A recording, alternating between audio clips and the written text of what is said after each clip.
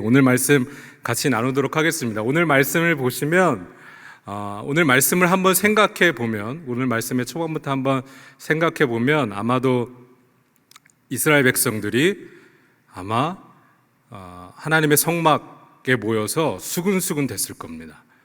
수근수근 됐을 겁니다. 오늘 민수기 27장에 이스라엘 백성들이 수근수근 된 건 지난 민수기 16장에 고라와 그의 세력들이 하나님의 성막 앞에 모였을 때 수근수근 거렸던 거랑은 완전히 다른 수근거림이었을 겁니다. 왜냐하면 그때는 이스라엘 백성들이 이 나라의 지도자가 바뀌나? 라는 생각을 분명히 했을 겁니다. 그렇게 많은 이렇게 종족의 지도자들이 다 같이 모여서 고라와 함께 모세와 아론을 대적하던 사건이었기 때문에. 그런데 오늘 수근거림은 그거랑 좀 달랐을 겁니다. 왜냐하면 오늘은 평소에 보지 못한 낯선 장면이 하나님의 성막 앞에서 펼쳐지고 있기 때문에 아마도 이스라엘 백성, 그 자리에 모인 이스라엘 백성들 중에 반은 뭔가 기대감을 가지고 무슨 일이 일어나나 하고 기대감을 가지고 수근거렸을 것이고, 또 그 중에 나머지 반은 슬로밧의 딸 5 자매가 왜 하나님의 성막에 모였지? 라고 빈정대며 수근거렸을 겁니다. 감히 여인들이 여호와의 성막 앞에서 그 므낫세 지파의 그 장로들과 지도자들과 모세와 그 모든 이스라엘 회중 앞에서 이렇게 여인들이 모이는 일은 흔치 않았기 때문입니다. 여러분들 그 병원에 진료하러 가실 때, 의사 선생님들께서 진료하실 때 진료하시기 전에 꼭 하시는 것이 있습니다. 그것이 무엇이냐면 문진표를 작성하는 겁니다. 병원 익숙하게 우리 다니기 때문에 너무 잘 아시죠? 그런데 여러분, 이 문진표를 작성할 때 이 문진표의 핵심은 막 여러 가지 문항들이 몇 장에 걸쳐서 있지만, 이 문진표의 핵심은 가족력입니다. 가족력. 개인의 질병의 히스토리나 가족 중에 아버지나 또 아버지뿐만 아니라 할아버지까지 무슨 병의 히스토리가 있었는지를 의사 선생님들이 진료하기 전에 꼭 체크합니다. 왜냐하면 이 가족력이 무시하기에는 너무나 영향력이 크기 때문입니다.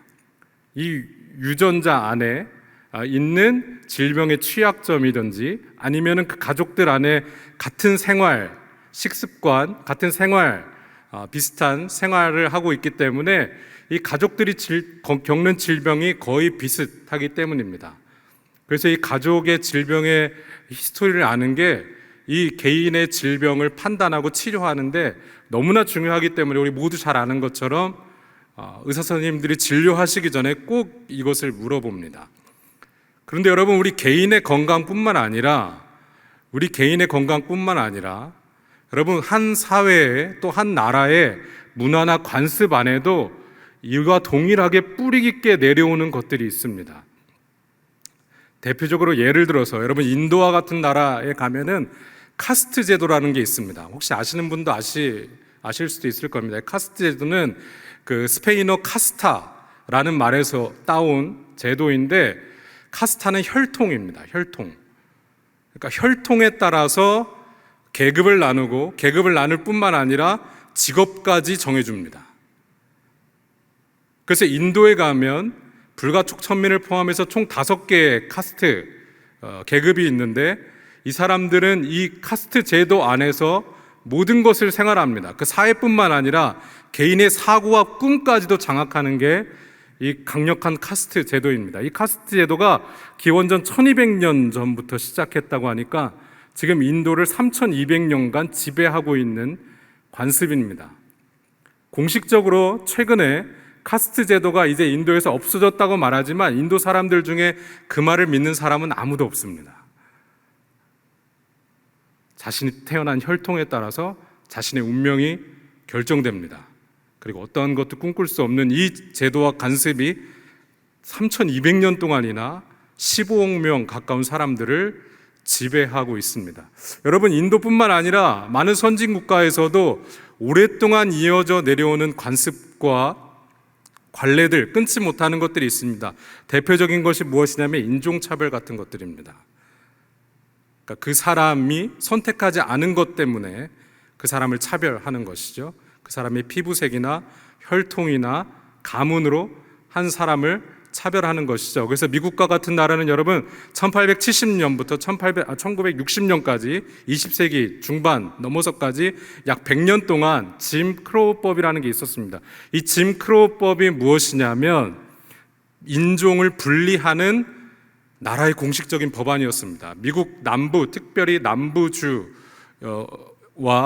도시들 안에서 정해놓은 법률인데 법적으로 공식적으로 백인과 흑인, 백인과 황인, 인종별로는 같이 공식 석상에서 생활하지 못하게 하는 법안입니다. 그러니까 너무나 악한 법이죠. 그러니까 버스를 탈 때 혹은 기차를 탈 때 백인과 흑인 칸이 분리되어 있고 공립교육기관에서도 백인 아이들과 흑인 아이들이 다른 공간에서 교육을 받아야 되는 법안이 바로 이 짐 크로우법입니다. 이 짐 크로우법에서 파생되었다고 추측되는 단어가 니그로란 단어입니다. 이 흑인들을 경멸하는 표현으로 쓰는 거죠. 니그로라는 단어가 파생되었다고 추측하기도 합니다. 여러분, 이 짐 크로우법의 대표적인 그 법적 성문 이걸 뭐라고 그러죠? 죄송합니다. 판결문이 있는데 그게 무엇이냐면 separate but equal입니다. separate but equal. 이게 얼마나 말도 안 되는 말이냐면 동등하지만 분리한다. 흑인과 백인은 동등하지만 분리한다. 이게 대표적인 그들의 생각이고 공식적인 판결문이었습니다. 그런데 여러분, 이게 단지 1870년부터 1960년대까지만 존재했던 법안과 사람들의 사고를 장악했던 생각, 관습이 아니라 여러분 1860년도 이전에 미국 상원이었던 대표적인 노예 폐지론 상원 의원이었던 찰스 썸너가 뭐라고 말했냐면 미국 안에서는 신이 아무것도 구별하지 않은 곳에서 인간들은 서로를 분리한다 라고 말하고 있습니다. 그리고 그 이전에 18세기 초반에 미국의 절제운동, 금주, 금연운동을 일으켰던 아주 훌륭한 목사님이신데 윌리엄 구델 목사님은 흑인 노예들은 들판의 짐승만큼도 자신을 보호할 수 없었다라고 흑인들의 상황을 진술하고 있습니다. 그런데 또 그 이전에 1700년도에 18세기에 그 미국의 대각석 운동을 일으켰던 영국의 조지 휘필드 목사님, 아주 유명한 목사님이십니다. 되게 굉장히 존경받는 목사님, 조지 휘필드 목사님은 흑인 노예들의 상황을 뭐라고 고백하셨냐면 흑인은 주인의 식탁에서 떨어진 빵 부스러기도 주우면 안 되었다. 성경 말씀에 수로보니게 여인의 말씀을 차용하신 것이죠. 흑인은 주인의 식탁에서 떨어진 빵 부스러기도 주우면 안 되는 존재였다 라고 1700년대에 사셨던 조지 휘필드 목사님께서 말씀하셨습니다. 여러분, 우리 사람이 서로를 인종에 따라 분리하고 서로가 선택하지 않은 것에 따라 서로를 차별하는 이 관습은 한 나라뿐만 아니라 정말로 오랜 시간 동안 우리 안에 자리 잡고 있는 관습입니다. 지금도 미국뿐만 아니라 유럽의 많은 국가 안에서 인종차별이 계속되고 있죠. 이것은 더 이상 뉴스가 되지 않을 만큼 흔한 일들입니다. 제가 오늘 아침에 뉴스를 보니까 미국의 투자회사 골드만삭스에서 미국 법원에서 뭐라고 판결했냐면 미국 투자회사 골드만삭스에게 뭐라고 판결했냐면 그 골드만삭스가 여성들이 임원으로 승진하는 것 또 그 직급이 승진하는 것을 의도적으로 막았다는 것이 발견되어서 2,800억 원을 보상하라고 오늘 아침 뉴스에 보도되었습니다. 2023년 현재도 그렇게 많은 지성인이 모여있다고 여겨지는 미국 월스트리트만 해도 의도적으로 상대들을 차별합니다. 그런데 여러분, 오늘 말씀에 3,500년 전에 헤벨의 아들 슬로보앗의 5딸, 그 5딸, 제가 이번에 말씀을 준비하면서 이 5명의 딸들의 너무나 멋있어 보여서 이 5명 딸들 이름, 이게 외우기가 참 어려운데요. 말라, 노아, 호글라, 밀가, 디르사. 네. 보통 우리나라 같으면 5명의 딸들을 낳으면 한자라도 좀 돌림자를 쓰는데 뭐 김씨네 미자, 말자, 순자, 옥자, 뭐 금자 이렇게 하지 않습니까?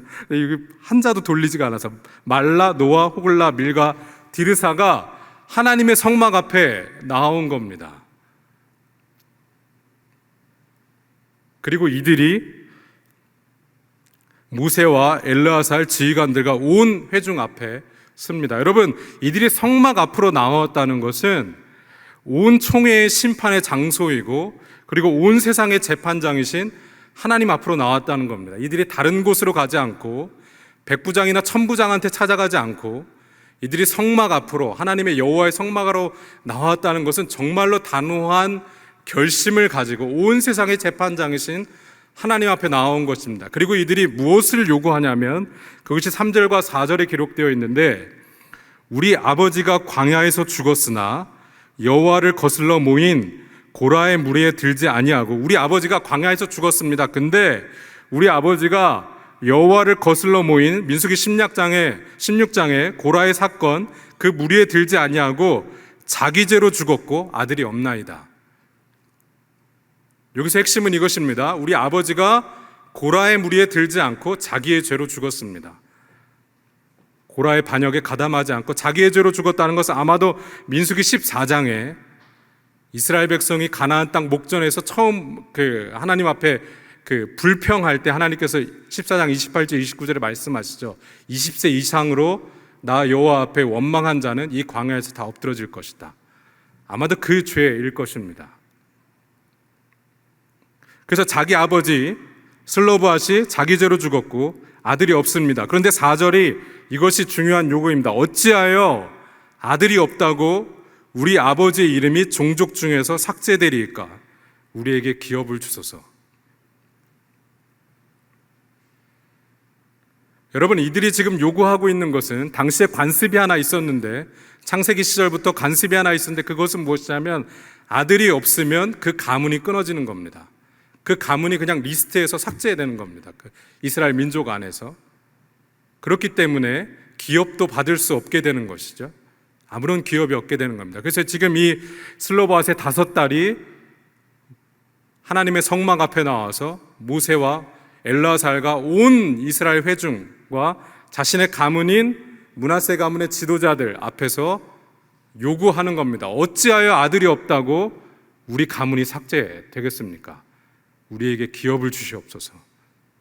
당시로서는 상상할 수도 없는 요구를 한 겁니다.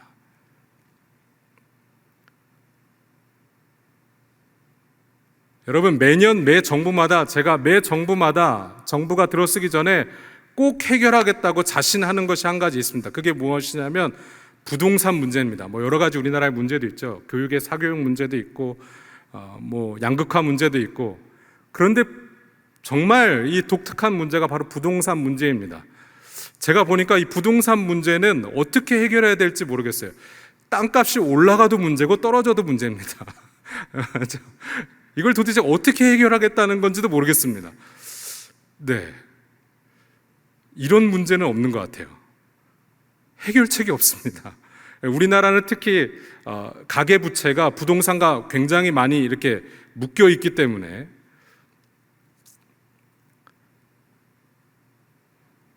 근데 비단 우리나라뿐만 아니죠. 전 세계 많은 나라들이 부동산 문제가 땅값이 올라가면 땅이 없는 사람들, 집이 없는 서민들한테는 이것이 큰 좌절감이고, 또 땅값이 떨어지면 가계부채와 엮여있는 이 부동산 땅값이 떨어지면 가계 경제에 심각한 타격을 주기 때문에 이걸 정말 어떻게 해결해야 될지 모르는 문제 중에 하나가 바로 이 부동산 문제입니다. 이 부동산 문제는 제가 앞서 말씀드린 대로 매 정부마다 우리가 꼭 해결하겠다고 사활을 걸고 약속하는 문제이지만 여전히 해결되지 않는 문제입니다. 왜냐하면 너무나 많은 사람들의 상황이 첨예하게 묶여있기 때문입니다. 그런데 여러분, 민수기에서 땅을 기업으로 받는 것은 우리가 생각하는 이런 부동산 문제와는 전혀 다른 문제입니다. 지금 슬로보앗의 딸들이 이제 가나안 땅에 들어가면 우리에게 기업을 달라 하나님의 약속의 땅에 대한 기업을 달라고 하는 것은 우리에게 부동산을 달라고 하는 그런 차원의 문제가 아닙니다. 여러분, 민수기에서 약속의 땅은 하나님의 백성이 거하는 곳입니다. 그런데 그 땅을 받지 못한다는 것은 하나님의 약속하신 땅에서 살 곳이 없다는 의미이고 결국 하나님의 백성에서 배제된다는 것을 의미합니다.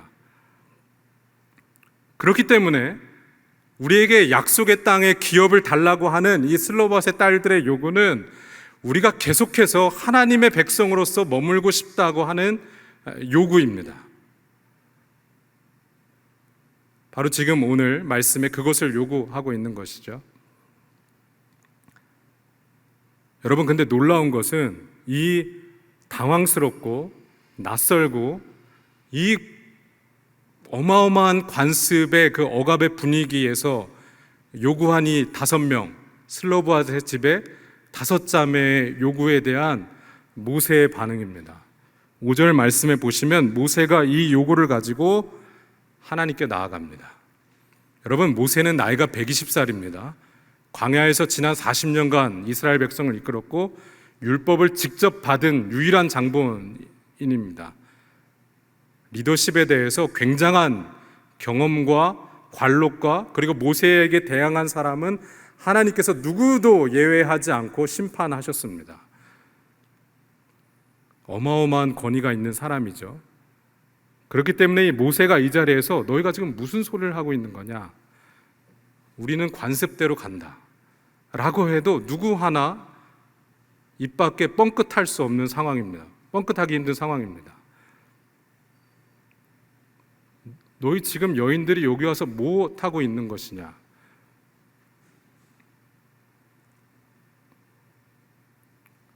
그런데 모세가 정말 놀라운 리더인 것은 이 요구를 가지고 아무 말도 하지 않고 하나님께 나아갑니다. 여러분, 우리는 각자 있는 자리에서 여러 모양의 리더로 있으실 수 있습니다. 우리가 가정에서 부모로서 리더로 있죠. 그리고 우리가 속해 있는 조직이나 공동체에서 리더로 계실 수 있습니다. 또 목자로도 계실 수 있고 각 부서나 위원회에서도 계실 수 있고 직장에서도 우리가 리더로 있을 수 있습니다. 그리고 수많은 우리가 이슈들을 다룰 때가 있습니다. 이건 충분히 이렇게 해도 관례상 또 내 지난 경험상 또 우리 조직의 문화상 아무런 문제가 없다고 여겨지는 그런 이슈들이 분명히 있을 것입니다. 그리고 우리가 많은 때에 아무렇지도 않게 그렇게 결정하죠. 그런데 여러분, 오늘 모세를 보십시오. 자신이 충분히 결정할 수 있음에도 불구하고 하나님 앞에 가지고 나아갑니다. 하나님, 이 일에 대해서 어떻게 생각하십니까? 슬로밧의 5 딸들이 찾아왔습니다. 하나님 어떻게 생각하십니까? 그리고 오늘 6절부터 11절 보면 하나님께서 이 일에 대해서 대답하십니다. 하나님께서 말씀하십니다. 슬로밧의 딸들의 말이 옳으니 그들의 아버지의 기업을 그들에게 주어라. 그리고 8절 말씀에 계속해서 말씀하시죠. 너는 이스라엘 자손에게 말하여 이르기를 사람이 죽고 아들이 없으면 그의 기업을 그의 딸들에게 돌릴 것이요. 그러니까 이제부터 하나님께서 가문의 기업을 어떻게 이으는지 그 순서에 대해서 말씀해 주십니다. 먼저는 아들이 없으면 그의 기업을 그의 딸에게 돌릴 것이요. 9절에 딸도 없으면 그의 기업을 그의 아버지에게 형제에게 줄 것이요. 10절 말씀에 그의 아버지의 형제도 없으면 그의 기업을 가장 가까운 친족에게 주어서 받게 할지니라고 말씀해 주십니다. 여러분, 오늘 말씀의 슬로밧의 딸들은 기업을 못 받을 위기에 분명히 놓여 있었습니다.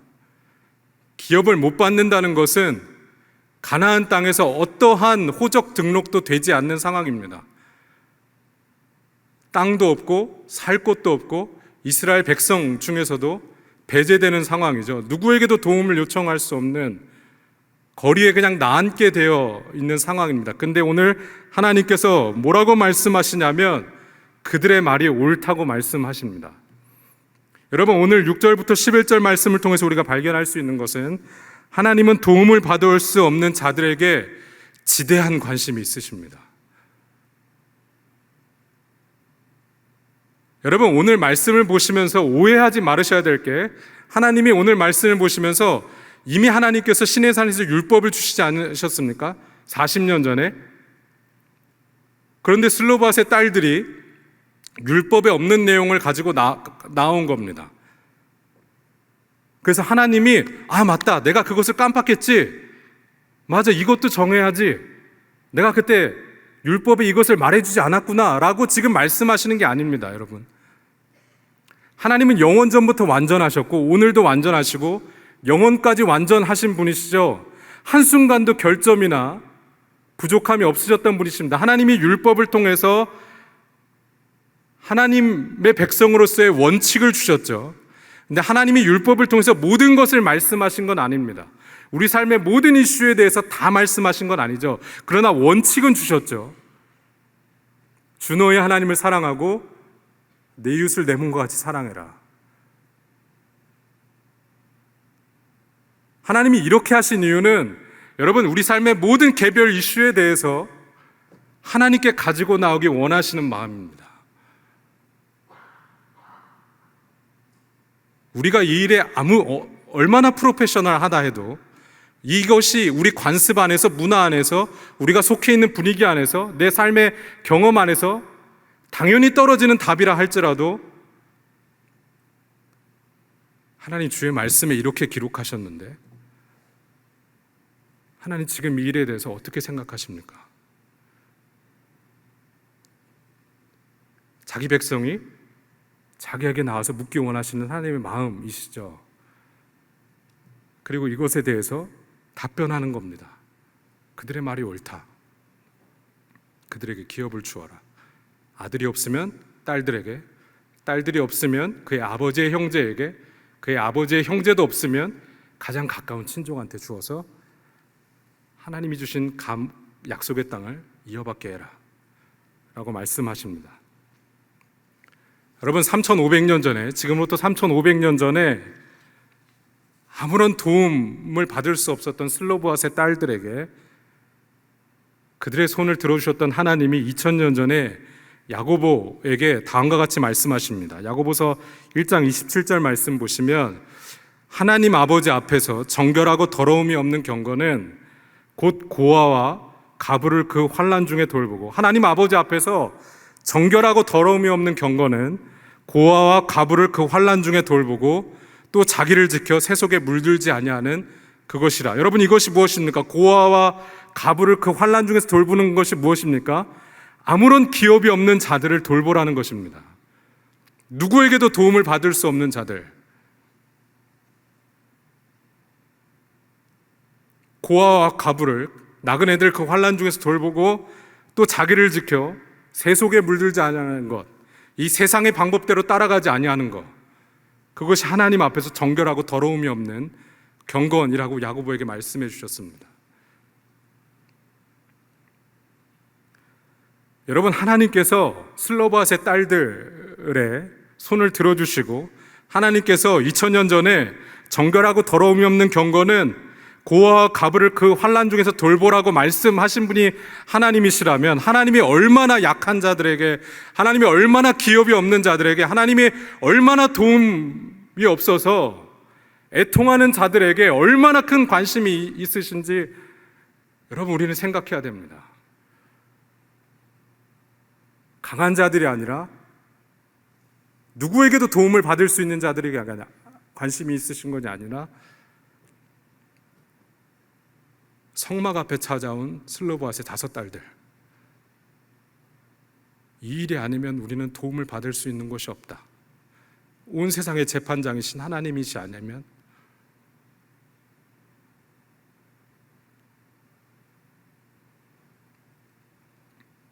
여러분, 그리고 오늘 마지막 11절 말씀에 나 여호와가 너 모세에게 명령한 대로 이스라엘 자손에게 판결의 규례가 되게 할지니라 라고 말씀하십니다. 이것이 너무나 놀라운 말씀인데 여러분, 이 슬로바스의 딸들의 케이스가 이스라엘 자손의 판결의 규례가 됩니다. 이것은 다시 말해서 율법이 됩니다. 여러분, 모세를 제외하고 율법을 만든 사람들은 이 슬로바스의 딸들이 전무후무합니다. 모세가 율법을 만든 것이 아니죠. 율법을 받은 것이죠.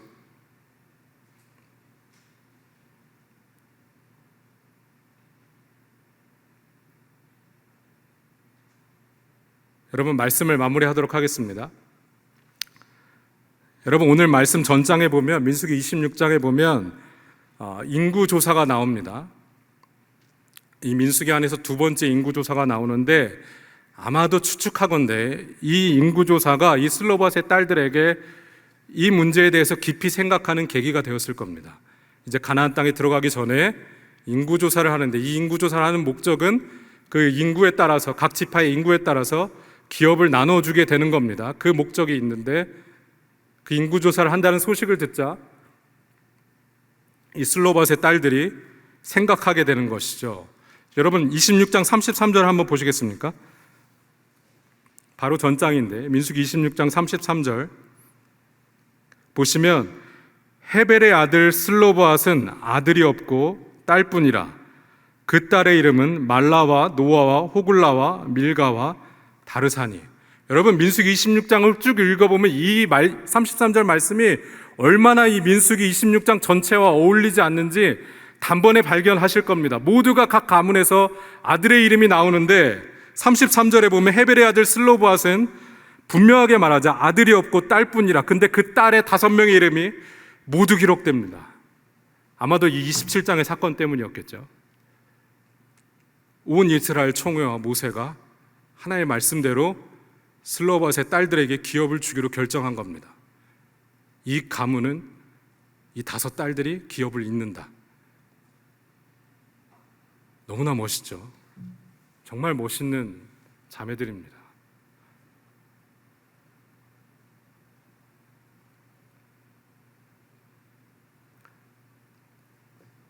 여러분, 땅을 기업으로 받는다는 것은 계속해서 하나님의 백성으로 거하겠다는 고백입니다. 제가 앞서 말씀드린 대로 말라와 노아, 호글라, 밀가, 디르사, 여러분, 이 5명의 자매는 성경 안에서 그렇게 유명한 자매들이 아니지만 그들은 자신의 상황에 대해서 용기를 냈고 온 세상의 재판장이신 하나님 앞으로 나아갑니다. 모두가 우리에게 노라고 말해도 우리가 하나님 앞에 가서 듣자.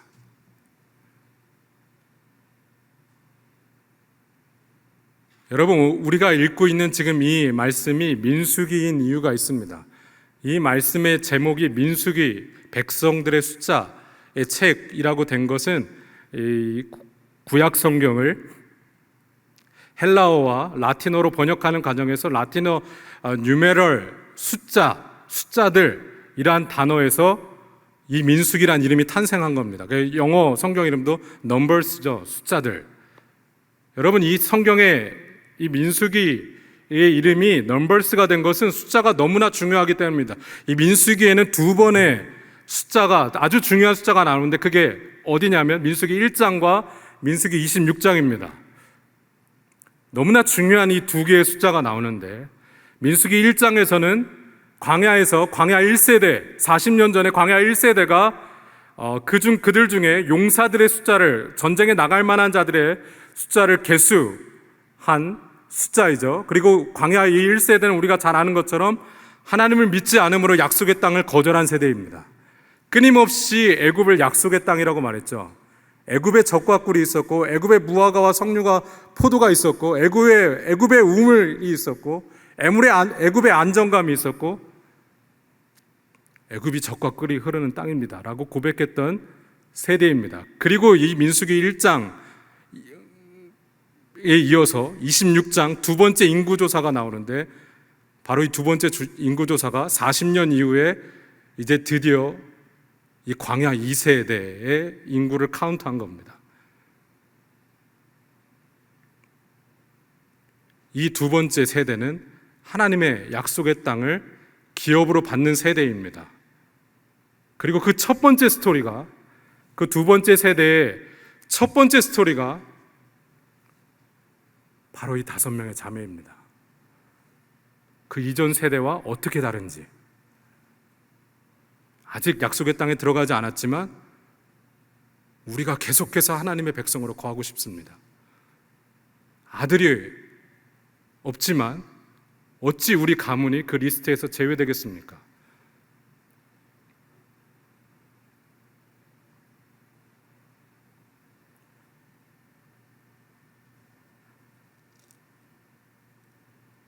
여러분, 오늘 말씀을 통해서 반드시 우리가 생각해 보셔야 될 것이 있습니다.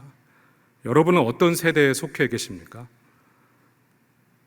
하나님의 약속보다 애굽의 적과 꿀이 흐르는 땅이 있다고 생각하는 세대이십니까? 하나님이 주실 약속보다 내가 이전에 경험했던